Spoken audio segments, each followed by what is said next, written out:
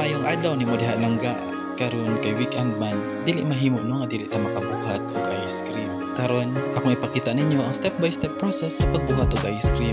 Una, nagsugod ta sa pagbuha sa gata sa lubi. Dayon ato kining divide by 2 gamit ang duha ka palanggana.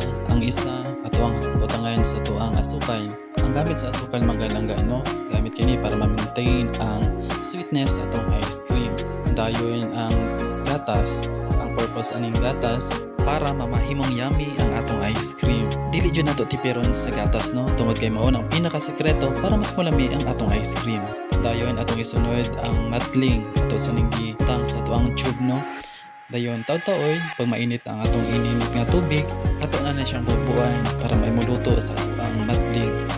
Next, ato nang imikos-mikos no ang mga gipanghalo nato ganiha nga ingredients. Una, ang kalamay ug ang gata. Next, ang gatas ug ang gata. Ato dyan na siyang imikos-mikos pag-ayo no.